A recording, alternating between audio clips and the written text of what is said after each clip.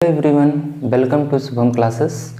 और आज हम लोग लगातार बायोलॉजी के चैप्टर में आगे बढ़ते हुए बात करते हैं पुष्पी पादपों में जनन। तो मैंने कल के लेक्चर में बताया था कुछ परागण के बारे में, जो पॉलिनेशन है हमारा, इसके बारे में मैंने डिस्कस किया था। और आज मैं बच्चों आपको ये बताऊंगा कि पुष्पी पादपों में जो लैंगिक जनन होता है वो कैसे होता है।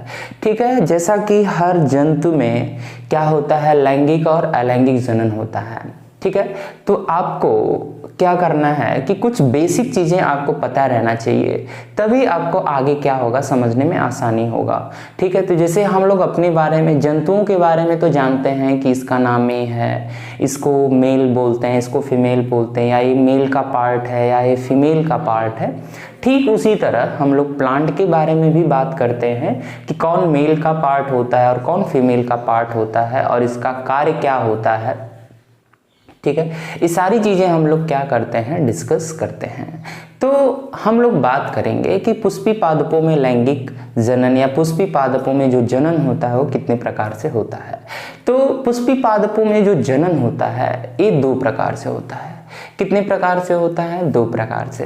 तो पहला अलैंगिक जनन और दूसरा लैंगिक जनन, जिसको हम लोग बात करते हैं सेक्सुअल रिप्रोडक्शन और एसेक्सुअल रिप्रोडक्शन। ठीक है, एसेक्सुअल रिप्रोडक्शन का मतलब होता है अलैंगिक जनन और सेक्सुअल रिप्रोडक्शन का मतलब होता है लैंगिक जनन। ठीक है, इतना समझ में आया।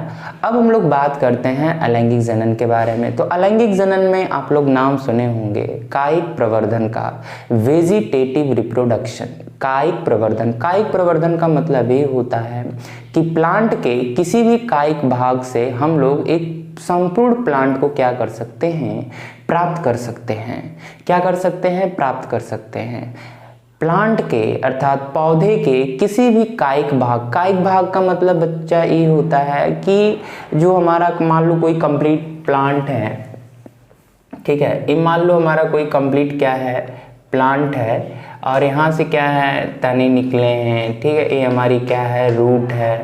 ठीक है, तो कायिक भाग का मतलब हम लोग स्टेम भी ले सकते हैं, हम लोग लीफ भी ले सकते हैं, हम लोग रूट भी ले सकते हैं।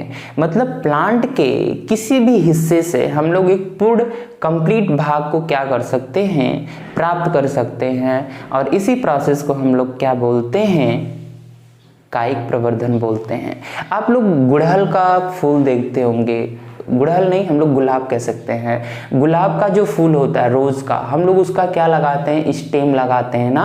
अगर आलू की खेती आप लोग देखे होंगे, गांव से बिलोंग करते होंगे, तो आलू की जो खेती है, आलू को क्या करते हैं, पीस पीस में काटते चले जाते हैं, ऐसे ऐसे छोटे छोटे टुकड़ों में काटते चले जाते हैं और इसको बोते चले जाते हैं। तो ये सारी प्रोसेस किसके अंतर्गत आ जाती हैं, कायिक प्रवर्धन के अंतर्गत आ जाती हैं, अर्थात वेजिटेटिव रिप्रोडक्शन के अंतर्गत आ जाती हैं बच्चों। ठीक है, तो ये क्या है, ये किसका पार्ट है, ये अलैंगिक जनन का पार्ट है, ये सेक्सुअल रिप्रोडक्शन का पार्ट होता है। ये सेक्सुअल रिप्रोडक्शन का क्या होता है, पार्ट होता है, जिसे हम लोग बोलते हैं वेजिटेटिव रिप्रोडक्शन के बारे में। तो अब हम लोग बात करते हैं कि जो लैंगिक जनन होता है पुष्पी पादपों में, जो लैंगिक जनन होता है ये कैसे होता है। ठीक है, जैसा कि आप लोग जानते हैं पुष्प एक क्या है, जटिल संरचना होती है। पुष्प क्या है, एक जटिल संरचना होती है। और जो पुष्प होते हैं हमारे, वो वृंत पे क्या होते हैं, लगे रहते हैं। वृंत का मतलब सबसे ऊपरी छोर पे, और इस पे क्या होते हैं, जो पुष्प क्रम होते हैं, वो पुष्प जो होते हैं हमारे कई भागों में या कई चक्र में क्या होते हैं, विभाजित होते हैं। और ये जो चक्र होते हैं उन्हें हम लोग क्या बोलते हैं। दोस्तों, अगर आप क्लास 10-12 के स्टूडेंट हो तो ये अगस्त आपके लिए बहुत ही स्पेशल होने वाला है, क्योंकि इस अगस्त में अनअकैडमी आपके लिए लेकर आए अनअकैडमी प्रोडजी स्कॉलरशिप टेस्ट, जिसमें आप 11 करोड़ तक की स्कॉलरशिप जीत सकते हो। सबसे इंपॉर्टेंट बात है, इसमें क्लास 10-12 के स्टूडेंट तो पार्टिसिपेट कर सकते हैं, साथ में ड्रॉपर वाले भी पार्टिसिपेट कर सकते हैं। यहाँ पर आप पूरा शेड्यूल देख सकते हो। और जो भी बच्चा रैंक 2 में आएगा उसकी पूरे 1 ईयर की फीस अनअकैडमी पे करेगी। और अगर आप रैंक 1 से 20 तक के आते हो तो मैकबुक, एप्पल का आईफोन और एप्पल का आईपैड जीत सकते। और साथ में अगर आप रैंक 1 से 1000 के बीच में आते हो तो आपको स्कॉलरशिप स्लैब भी मिलेगा, आपकी फीस में डिस्काउंट हो सकता है। साथ में आपको डेली प्रैक्टिस टेस्ट होगा, जो बच्चा उसमें टॉप करेगा डेली एक लकी विनर को आईपैड मिलेगा। तो जितने भी स्टूडेंट देख रहे हैं, मैं आपको बता दूं, last year Shoaib Aftab, Kartikeya Agarwal, Raunak Dalmia and Manthan Dalmia जो इस प्रोडजी टेस्ट में भाग लिए थे, उनका रैंक आप देख सकते हो। तो आप भी जरूर भाग लो। डिस्क्रिप्शन में लिंक प्रोवाइड किया है, उस लिंक पर क्लिक करके आपको इनरोल करना है। वहां पर कोड में आपको शुभम UP10 यूज करना है ताकि आप बिल्कुल फ्री में इनरोल कर सको। तो जितने भी स्टूडेंट देख रहे हैं, इस प्रोडजी स्कॉलरशिप टेस्ट में अभी जाकर इनरोल कर लें। दलपुंज, दलपुंज, पुमंग, जायांग, ये सारे नामों से क्या करते हैं हम लोग जानते हैं। ठीक है, तो यहाँ पे मैंने बताया है कि पुष्पी पादपों में जो लैंगिक जनन होता है, लैंगिक जनन का मतलब है जहाँ पे भी लैंगिक जनन आता है बच्चों, आपको ये समझना पड़ेगा कि जो लैंगिक जनन है, जो लैंगिक जनन है, हमारा जो सेक्सुअल रिप्रोडक्शन है, इसमें मेल और फीमेल का जो रिप्रोडक्टिव ऑर्गन होता है, ये दोनों ही क्या होता है, अलग होता है। ये दोनों ही क्या होता है, अलग होता है। अर्थात मेल का रिप्रोडक्टिव पार्ट अलग होता है और फीमेल का रिप्रोडक्टिव पार्ट क्या होता है, अलग होता है। अर्थात दो सेक्स ऑर्गन क्या होते हैं, पाए जाते हैं। ठीक है, तो उसे बोलते हैं मेल और फीमेल बोलते हैं।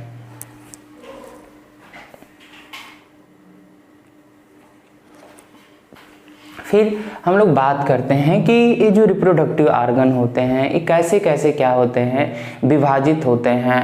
ठीक है, तो आइए हम लोग बात करते हैं पुष्पी पादपों में लैंगिक जनन। ठीक है, तो सबसे पहला जो पार्ट होता है हमारा, ये क्या है, बाह्यदल पुंज है।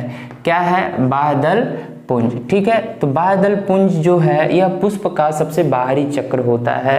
ये पुष्प का क्या होता है, सबसे बाहरी चक्र होता है। बाहरी चक्र का मतलब सबसे बाहर की ओर पाया जाता है। ठीक है, और यह प्रायः हरे रंग के होते हैं। ये प्रायः किस रंग के होते हैं, ये प्रायः हरे रंग के होते हैं, जिन्हें हम लोग क्या बोलते हैं, बाह्यदल पुंज बोला जाता है बच्चों। क्या बोला जाता है, बाह्यदल पुंज बोला जाता है। दल पुंज क्या होता है, यह प्रायः रंगीन होते हैं तथा परागण में सहायक होते हैं और ये द्वितीयक चक्र में क्या होते हैं, पाए जाते हैं। द्वितीयक चक्र मतलब दूसरे स्थान पे। ठीक है, पहले स्थान पे बाह्यदल पुंज पाया जाता है, इसलिए इसे प्रथम चक्र के अंतर्गत रखा जाता है। ठीक है, दल पुंज क्या होता है, यह प्रायः रंगीन होते हैं तथा परागण में सहायक होते हैं। ठीक है, किस में सहायक होते हैं, पॉलिनेशन में। ठीक है, परागण में क्या होते हैं, सहायक होते हैं। ठीक है, पुमंग क्या होता है, पुमंग को हम लोग एंड्रोसियम के भी नाम से जानते हैं बच्चों। तो पुमंग जो होता है यह पुष्प का नर जनन अंग होता है। क्या होता है, नर जनन अंग होता है। पुष्प का नर जनन अंग होता है, जो किसका निर्माण करवाता है, गैमेट्स का निर्माण करवाता है। पुष्प के अर्थात पुष्प के जो पुमंग है, पुष्प का जो पुमंग है अर्थात जो मेल पार्ट होता है, नर जो पार्ट होता है, इसमें क्या होता है, इसमें गैमेट का निर्माण होता है। अर्थात ये मेल गैमेट मतलब नर युग्मक को क्या करता है, रिलीज करवाता है या निकालता है। जायांग या स्त्री केसर। ठीक है, तो ये क्या होता है, ये फीमेल पार्ट होता है, मतलब मादा जनन अंग होता है। यह पुष्प का मादा जनन अंग है। ये क्या है, पुष्प का मादा जनन अंग होता है। ठीक है, ये कौन सा जनन अंग होता है, पुष्प का मादा जनन अंग होता है। ठीक है, तो ये क्या है, पुष्पी पादपों में जो लैंगिक जनन है ये इतने चारे भागों में क्या होते हैं, बटे होते हैं, बाह्यदल पुंज, दल पुंज, पुमंग और जायांग। ठीक है, तो बाह्यदल पुंज क्या होता है ये आपको समझ में आया होगा, दल पुंज क्या होता है ये आपको समझ में आया होगा। मैंने सारी चीज़ें यहाँ पे लिख दी हैं। ठीक है, पुमंग क्या है, आपको बस दो चीज़ें अच्छे से याद रखना है कि पुमंग जो है ये क्या है, नर जनन अंग है, और जायांग या स्त्री केसर क्या है, ये मादा जनन अंग होता है। ठीक है, तो क्या होता है, नर जनन अंग और मादा जनन अंग क्या होता है, ये पाए जाते हैं इसमें। ठीक है, और ये क्या होते हैं, किसके अंतर्गत आते हैं, लैंगिक जनन के अंतर्गत आते हैं। ठीक है, लैंगिक जनन के अंतर्गत आते हैं, और इसी में बच्चों क्या आ जाता है, परागण भी आ जाता है, पॉलिनेशन भी आ जाता है, जिसके बारे में हम लोग डिस्कस कर चुके हैं।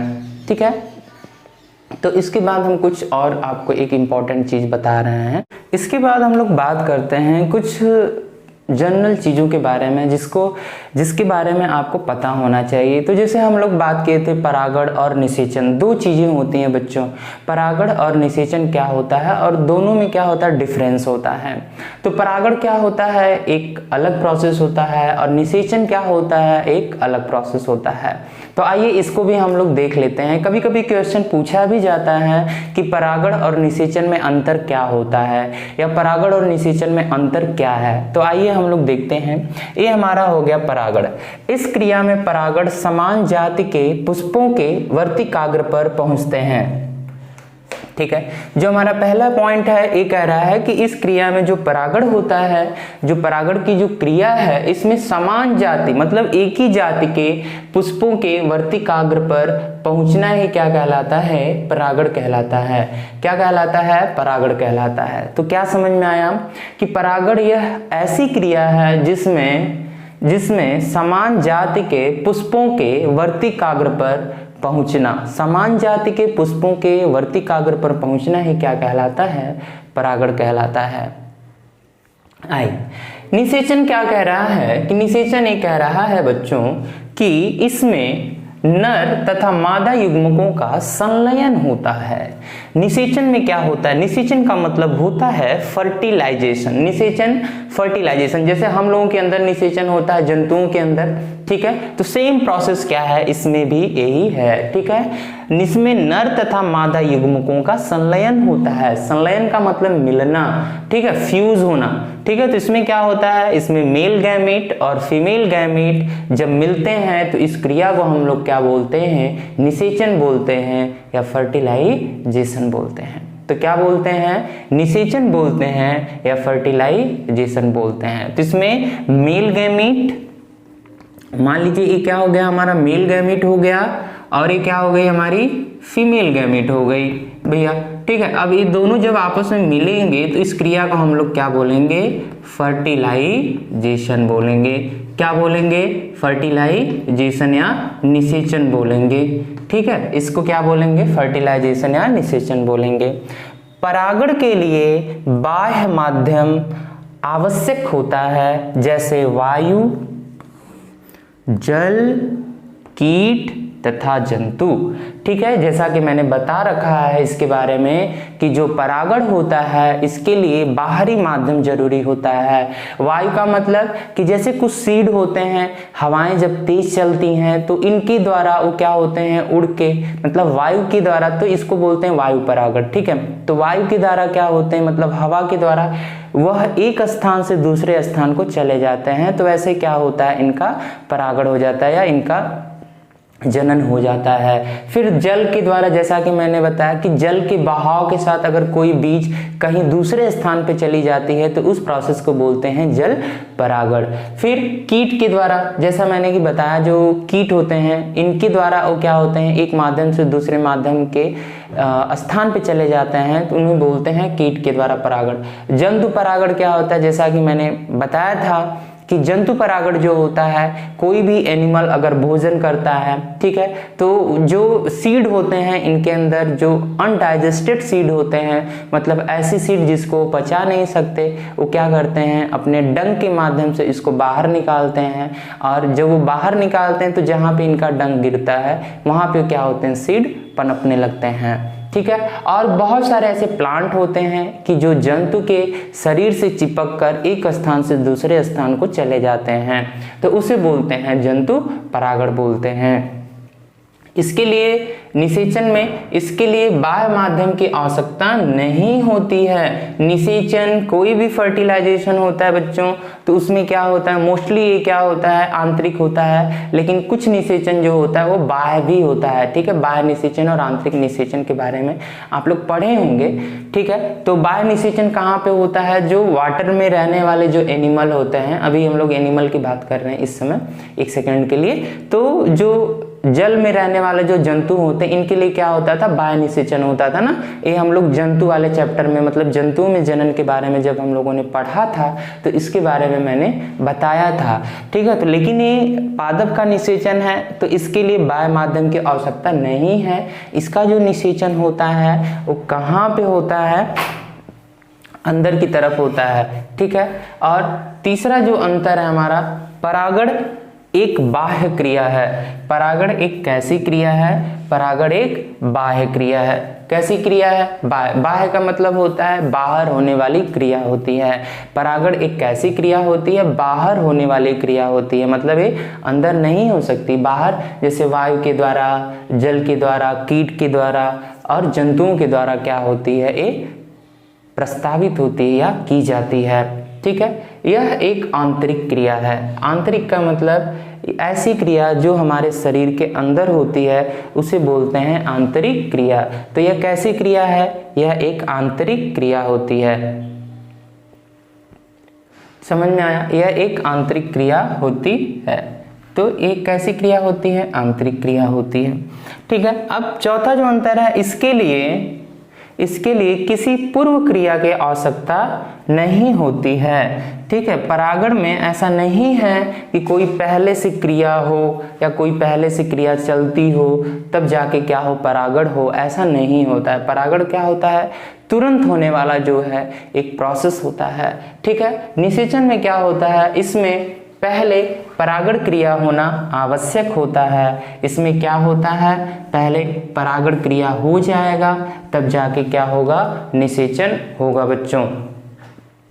तो आपको समझ में आया होगा कि परागण और निषेचन में अंतर क्या है। तो निषेचन क्या होता है और परागण क्या होता है, इसके बारे में हम लोगों ने देखा है। और जो निषेचन है वो कैसे होता है इसके बारे में भी हम लोगों ने देखा। तो परागण जो है एक इम्पॉर्टेंट टॉपिक भी है बच्चों, इसको आप लोग अच्छे से पढ़ेंगे, याद रखेंगे, ठीक है। और निषेचन भी क्या है? एक इम्पॉर्टेंट है। अभी हम लोग इसके बारे में नेक्स्ट लेक्चर के बारे में हम लोग बात करेंगे कि द्विनिषेचन क्या होता है या फर्टिलाइजेशन क्या होता है, ठीक है। ये सारी चीज़ों के बारे में हम लोग क्या करेंगे? डिस्कस करते हैं। तो यहाँ पे अगर आपको कोई भी दिक्कत होती है, परागण नहीं समझ में आया है या इसमें कोई पॉइंट नहीं समझ में आया है तो आप लोग पूछ सकते हैं, ठीक है। अब इसमें क्या है? निषेचन में, निषेचन बहुत ही सरल है। जैसे हम लोगों के अंदर, जंतुओं के अंदर जो निषेचन होता है, सेम ऐसे ही समझना प्लांट के अंदर भी निषेचन होता है। बच्चों ये जो टॉपिक है, ये जो पॉइंट है, आपको यही पढ़ाया जा रहा है कि जिसकी संभावना 2022 के एग्जाम में आने वाली है, ठीक है। तो यहाँ पे जितना पढ़ाया जा रहा है आप लोग बस उतना पढ़िए, ठीक है, लेकिन मेहनत से पढ़िए। डेली अगर आप लोग लेक्चर देखते हैं तो आपको डेली एक नई नई चीज़ मिलेंगी और डेली आपका एक क्वेश्चन, एक प्रश्न जो होगा वो क्या हो जाएगा? तैयार होता जाएगा। अगर 30 दिन आप लोग लगातार पढ़ते हैं तो सोचो, एक दिन में एक क्वेश्चन, तो 30 दिन में 30 क्वेश्चन जो है आपका तैयार हो जाएगा और आपको टॉप करने से कोई नहीं रोक सकता, ठीक है। तो जो मेहनत है आपकी वही सफलता दिला सकती है, ठीक है। मेहनत क्या है? वही सफलता दिला सकती है। ऐसा नहीं करना चाहिए कि आज नहीं पढ़ते हैं कल पढ़ते हैं। देखो जो मन होता है हमारा बेटा, मन क्या होता है? बहुत ही चंचल होता है। मन क्या होता है? बहुत ही चंचल होता है। आप इसको अगर एक बार आराम दे देते हो तो आराम का क्या होता है? आदी हो जाता है। ये सोचता है चलो अच्छा 1 घंटा और आराम कर लेते हैं, 2 घंटा और आराम कर लेते हैं, 3 घंटा और आराम कर लेते हैं। लेकिन ऐसा मत करिएगा आप लोग, ठीक है। क्योंकि मन जो होता है 2 होता है, एक कहता है नहीं हमको अभी करना, एक कहता है नहीं थोड़ा सा रुक जाते हैं, ठीक है। तो आप पढ़ने के लिए ऐसा मत किया करिए कि चाहे जब लेके बुक बैठ जाया करिए, ठीक है। कुछ लोगों के अंदर ये आदत होती है कि चाहे जब लेके बैठ जाया करिए, लेकिन आप लोग एक टाइम सेटअप करिए कि हमें इतने घंटे से इतने घंटे पढ़ना है। आपका जो टाइम है, जो एक्स्ट्रा टाइम है उसमें पढ़िए, इसमें कोई दिक्कत नहीं है। लेकिन आपका जो टाइम है 7 से 9 या 6 से 10, 7 से 10, ठीक है, जो टाइम है उस टाइम पे डेली रेगुलर पढ़ते रहिए, ठीक है। डेली पढ़ते रहिए, रेगुलर पढ़ते रहिए। जब तक आप पढ़ते रहेंगे तो ये टाइम आपकी फिक्स रहेगी और इस टाइम पे आप कुछ भी करने जाएंगे तो आपको याद रहेगा कि नहीं ये टाइम हमारा क्या है? पढ़ने का है, इसके बाद हम कोई काम करेंगे। तो यहाँ पे आज हम लोगों ने क्या क्या देखा कि जो पौधे हैं, पौधों में लैंगिक जनन कैसे होता है और परागण और निषेचन में अंतर हम लोग देखे कि परागण और निषेचन में अंतर क्या है। यह एक बहुत ही इम्पॉर्टेंट पॉइंट भी है और टॉपिक भी है, ठीक है। भविष्य में आप कभी टीचर बनेंगे तो बच्चों ये सारी चीज़ें आपको भी क्या होंगी? पढ़ानी पड़ेंगी, बच्चों को डील करना पड़ेगा, ठीक है। तो अगर इस चीज़ों में कोई भी दिक्कत है, किसी भी पॉइंट में कन्फ्यूज़न है आपको, तो कमेंट सेक्शन में लिख कर आप कमेंट कर सकते हैं कि हाँ सर मुझे ये नहीं समझ में आया, इस वर्ड का मतलब नहीं समझ में आया है, या परागण क्या होता है, फर्टिलाइजेशन सर हमको नहीं समझ में आया है। तो आपको तुरंत आंसर देने की हम कोशिश करेंगे, ठीक है। तो अगर ये लेक्चर आपको समझ में आया तो इस लेक्चर को लाइक कर दें और चैनल को सब्सक्राइब कर दें। अगर आपको ये वीडियो अच्छा लग रहा है तो अपने दोस्तों के साथ भी शेयर करें ताकि उन्हें भी समझ में आए और ये भी आपके साथ बने रहें आने वाले समय में। तब तक के लिए all the best and best of luck.